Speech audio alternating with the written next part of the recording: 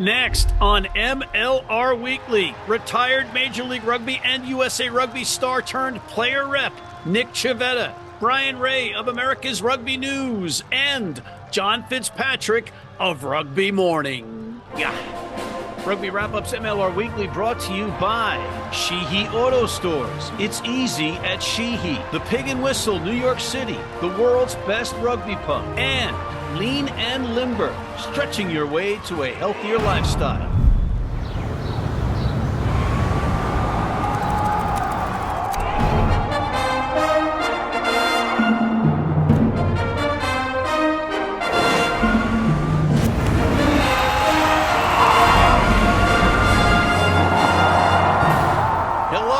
Welcome to MLR Weekly as presented by Rugby Wrap-Up. Matt McCarthy in New York City. Thank you for joining us once again. We have a great show. We have Nick Civetta, the former Major League Rugby and USA Rugby star, now helping rep the Players Union.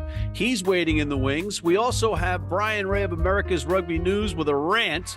But before we get to any of that, we have our recurring segment, Rugby Morning's Coffee Break with John Fitzpatrick from the nation's capital. John, how are you? What do you got for us? Hey, Matt, how are you doing today? I really do want to know. How are you doing? Wonderful. Thanks for asking. That's great to hear. Hey, you want to talk about Major League Rugby? Yeah, I'd love to. Perfect. Hey, how about this? Labor peace in Major League Rugby. Right. MLR and United States Rugby Players Association, they announced the signing of a voluntary recognition agreement, which is basically just a fancy way to say that USRPA is officially recognized as the representative for MLR players. Matt, you're an extra on the movie Junior with Arnold Schwarzenegger and Danny DeVito, so you know all about labor pains. Is this a big deal? Oh, I was the stunt baby. Ironically, you mentioned labor pains. I see what you're doing there. It is a big deal, and this period of détente that we can look forward to was orchestrated in part, a large part, by our guest waiting in the green room, Mr. Nick Civetta, former Major League Rugby player and USA Rugby player, now working on the board of USRPA, which we may rename ARPA, American Rugby Players Association. Next. Will you be breaking some ciabatta with Civetta? Hey, MLR has new balls. That's right. Major League Rugby, they announced a partnership with Gilbert Rugby Balls. And get this, it's going to include a tracking device, courtesy of sports tech company Sportable, excuse me. I'm not being paid for this, by the way, but it's include some type of tracking device. It's going to give real-time insights on speed and distance and meters gained and all that stuff. But Matt, I got to ask you, what stat do you want tracked? Well, you know, the thing is, with all the technology and everybody knowing where you are all the time, and Google listening in, and you know, Apple and all of it, you know, they know exactly what's going on. Do you want somebody tracking your balls? Next. Yes, I do, Matt.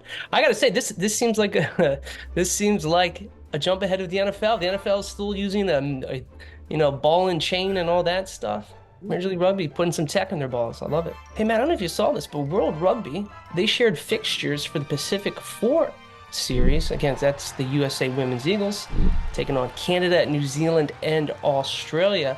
The U.S. is going to host Canada on April 27th, location TBD. But if you go back a couple episodes when you were talking with the owner of RFC LA, I get the impression that match might be hosted in Los Angeles, doubleheader. What do you think of that? I think it would be great, and that was Pete Sickle, who was on this program 3 weeks ago. And they're forward-thinking, they're collectively thinking, and it's a good thing.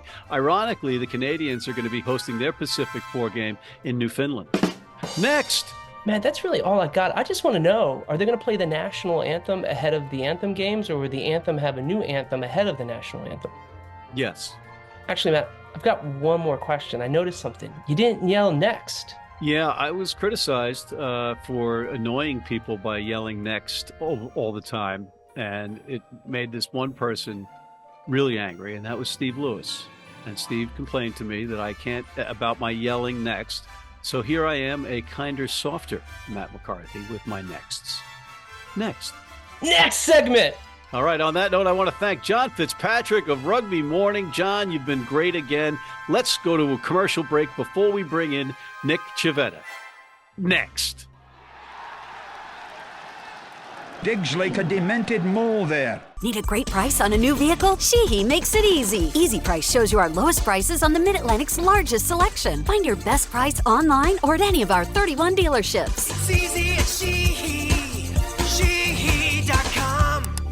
You need your cleats? You need them tomorrow? If you order today by 3 p.m. New York time or noon LA time, they can have them to you tomorrow. Young, old, male, female, if you're playing on turf, if you're playing on grass, if you're playing in the rain, you're playing in the heat, they've got you covered. RugbyNow.com. Go there now.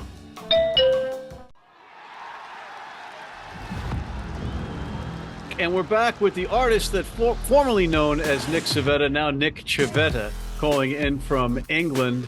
Nick, welcome back to MLR Weekly.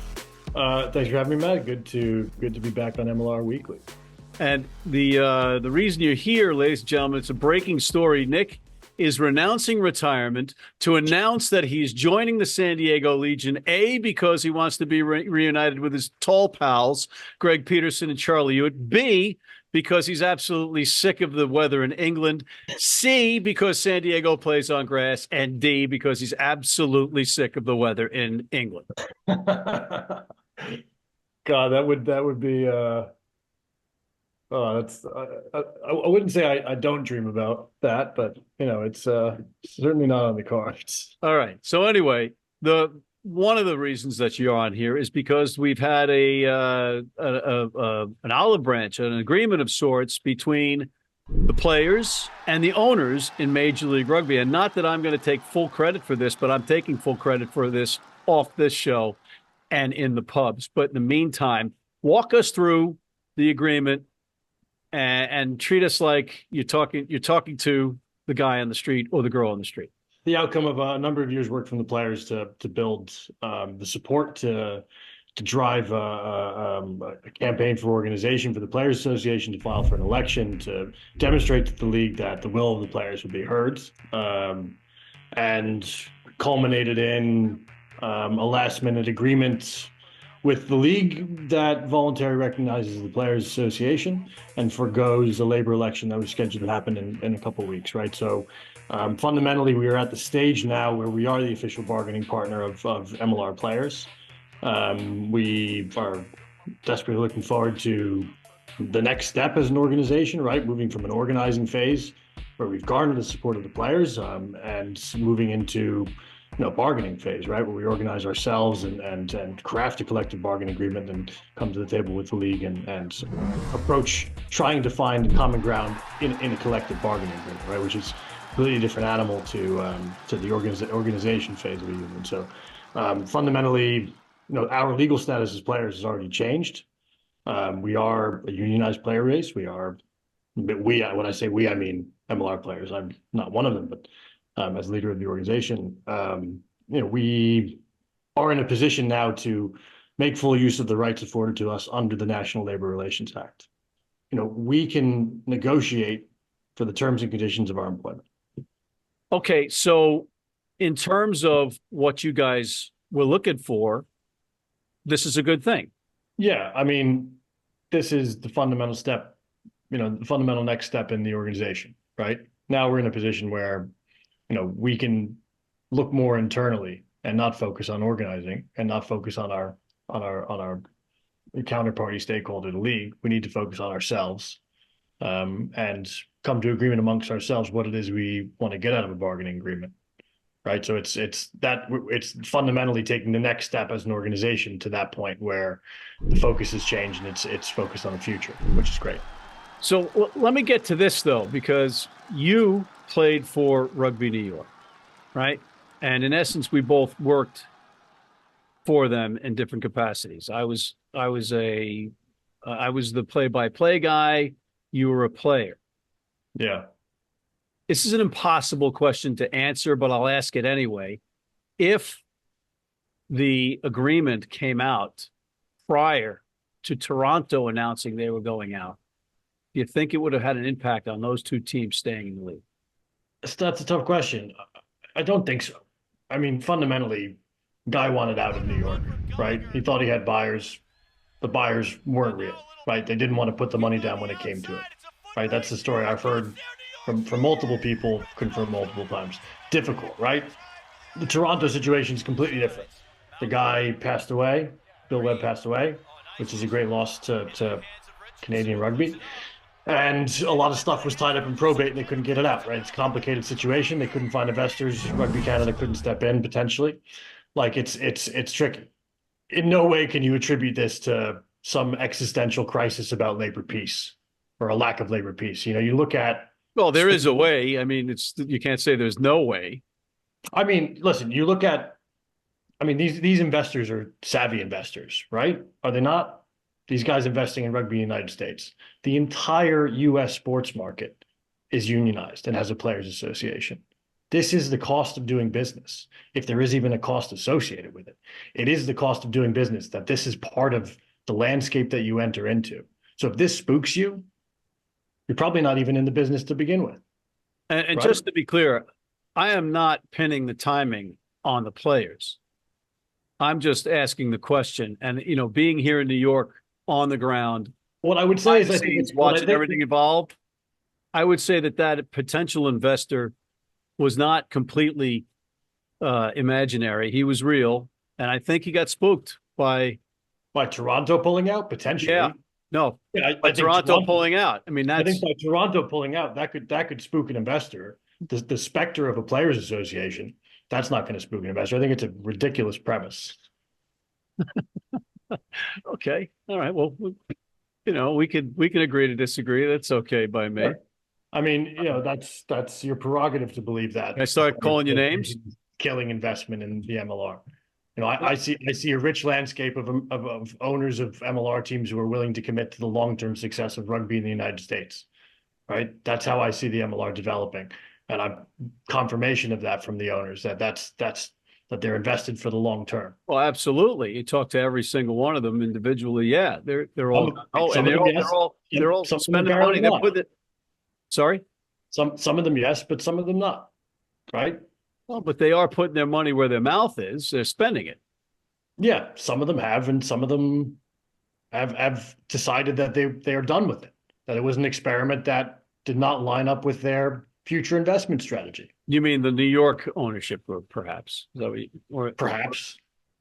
Well, because in Atlanta you had the same situation as you had in Toronto. The owner passed away. Yeah. Unfortunately, great rugby guy, great American rugby guy. Exactly.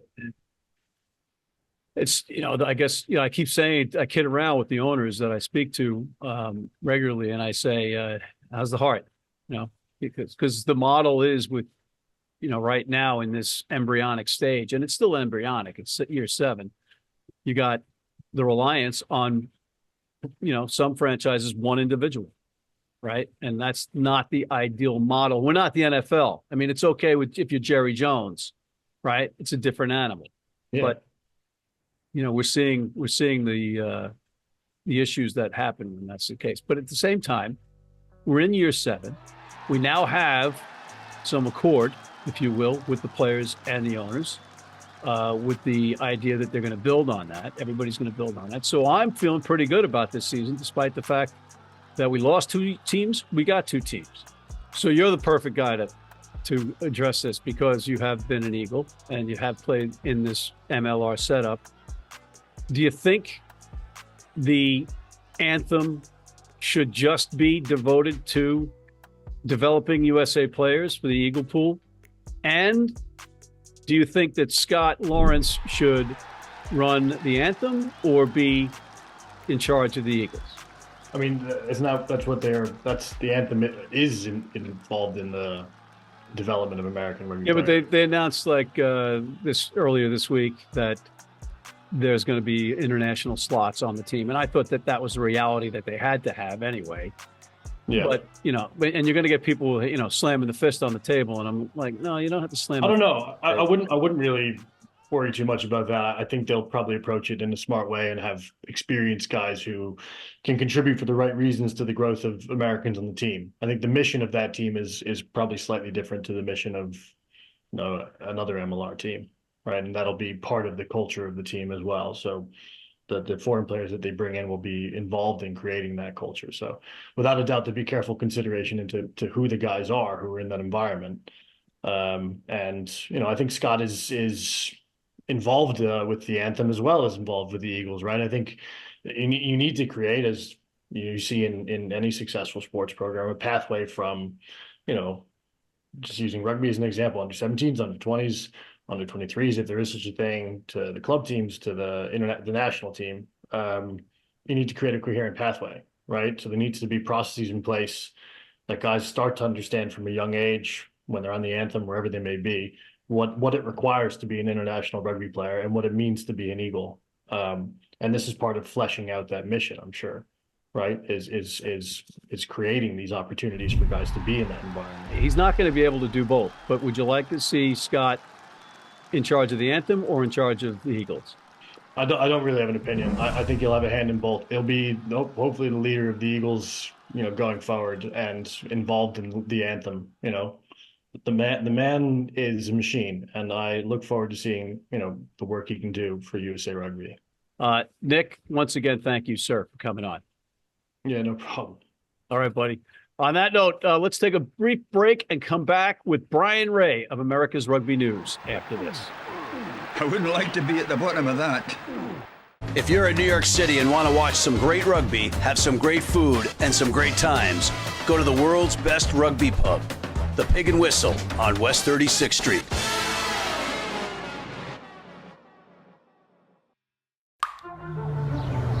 This is the Rugby Odds, where an unlikely pundit panel of a wordsmith, a WWE legend, a rugby star, and a supermodel scour the globe, seeking best bets and bad behavior.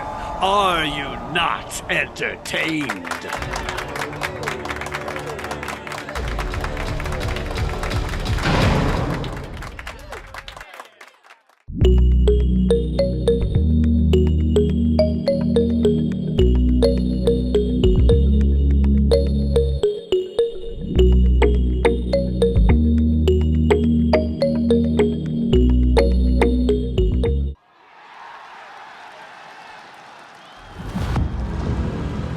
Back with Mr. Bryan Ray of America's Rugby News, who is shushing on Bunker Hill in his Free Jacks attire. Bryan, welcome back to MLR Weekly.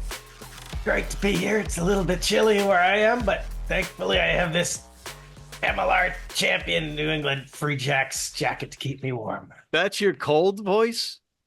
That's what I've got. Horrible. Sorry. That is ridiculous. And for a guy that's you're always cold. You're in Nova Scotia, so just be yourself. Yeah, I suppose. All right. So, we were talking off camera, and we were reflecting on some of the stuff going on the internet, on X, or formerly known as Twitter.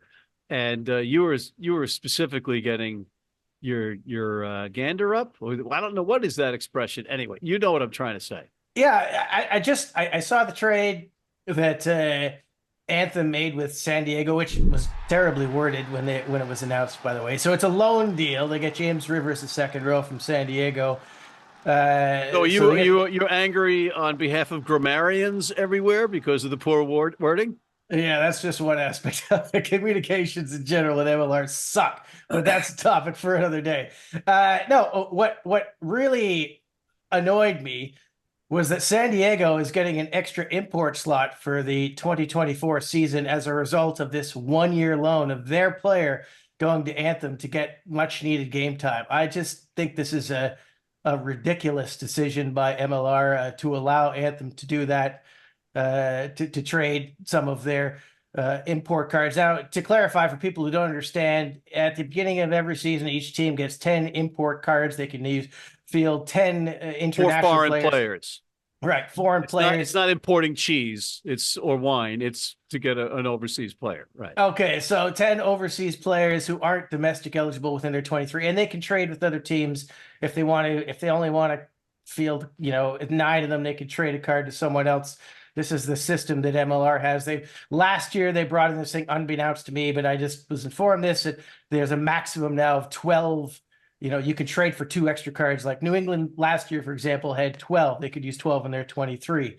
So that's how the card system works. And, Anthem coming in late, I think we all assumed them being, the whole point of them coming in was to promote these young American players. We kind of assumed that it was, pointless and kind of backwards if they get the same international cards to be able to trade to other teams, thereby taking away a spot of an American player on another team.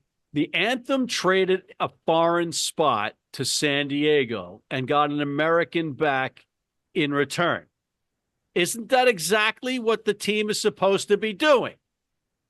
Sort of, but it's not entirely accurate because let's clarify this. James Rivers is not an American. He's English. He played for Hong Kong under 20s. He's not U.S. eligible until next season. So he wasn't going to get a whole lot of playing time in San Diego. So they have wisely. Now, as you say, the whole point of Anthem was to give these kind of guys, because he is going to be U.S. eligible at the end of this year. So he's working his way towards Eagles eligibility. He's on their radar. So great.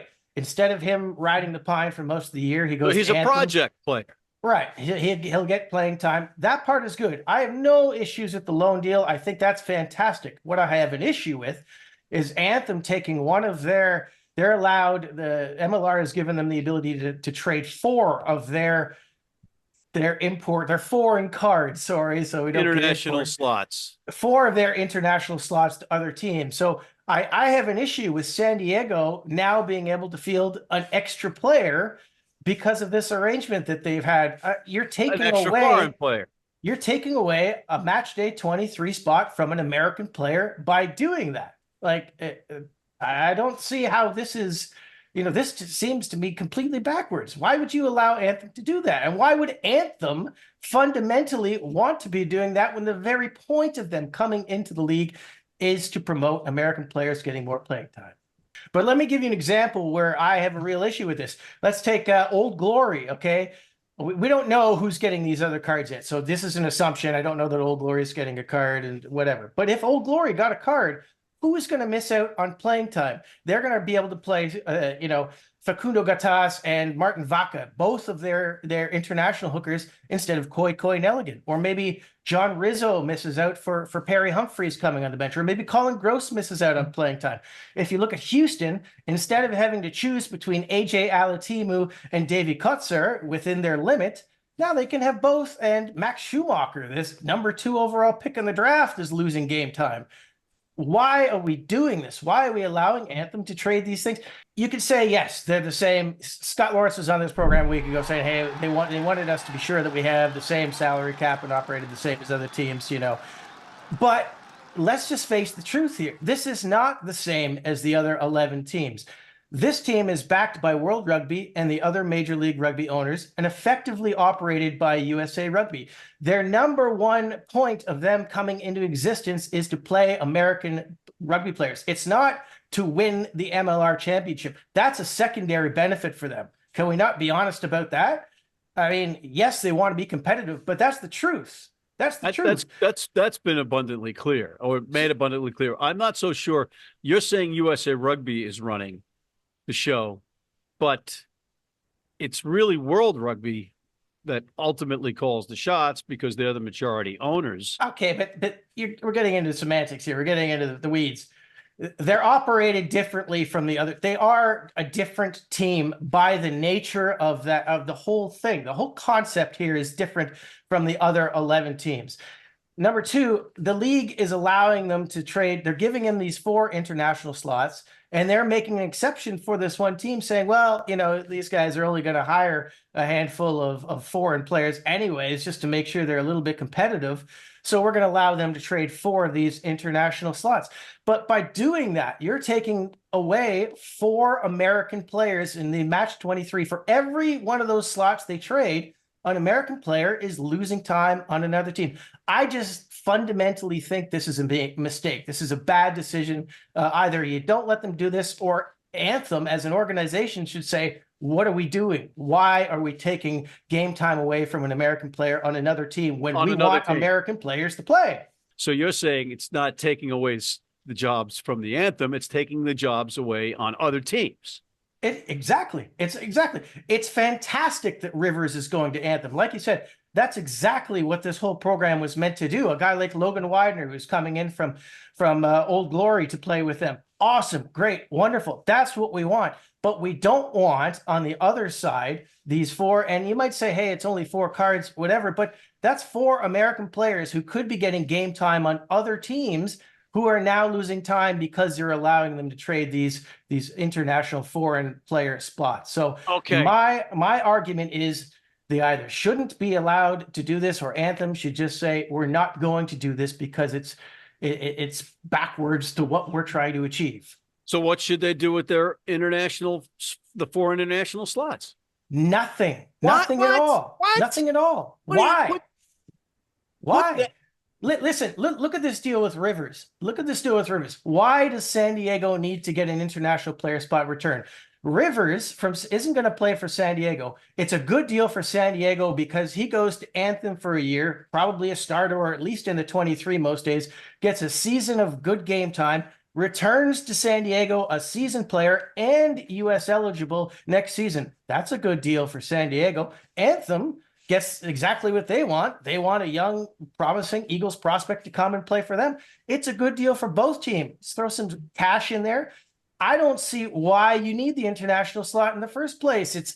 When I look at this deal, it's heavily slanted towards San Diego, and it doesn't need to be. All right. Well, I would say that they should use the 4 international slots for some maybe aging veteran players that have had good careers overseas to be sprinkled in amongst these young players. Yeah, but they've got 10 of them. They're allowed to trade 4. They still got, if they trade the 4, they still got 6 slots. They can still hire 6 foreign players. My opinion, hire the 5 or 6 foreign guys and don't trade the cards. Just keep the other 4. There's nothing obligating you to hire or, sign them up and, hey, guys, they're going to be player coaches at practice or something or other. But I just fundamentally disagree with Anthem being able to ship those foreign player spots to other team. I think it's absolutely crazy. Okay. Fair enough.